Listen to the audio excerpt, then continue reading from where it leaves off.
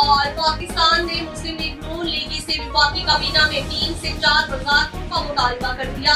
ذرائع کے مطابق جہاں مسلم لیگ نون اور پیپلز پارٹی کے درمیان حکومت سازی سے متعلق پاور شیئرنگ کا فارمولہ مرتب کیا جا چکا ہے، وہیں M2M نے وفاقی کابینہ میں 4 وزارتوں کے لیے اصرار کیا ہے۔ ذرائع کا کہنا ہے M2M ڈپٹی اسپیکر قومی اسمبلی کا عہدہ لینا چاہتی تھی، لیکن مسلم لیگ نون پہلے ہی یہ عہدہ پیپلز پارٹی کو دے چکی تھی۔ اب ڈپٹی اسپیکر کا عہدہ نہ ملنے کے باعث M2M کی طرف سے یہ مطالبہ سامنے آیا ہے۔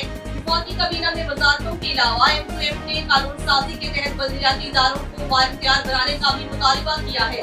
دوسری طرف M2M نے سندھ کے لیے گورنرشپ کے حوالے سے بھی مطالبات سامنے رکھے ہیں۔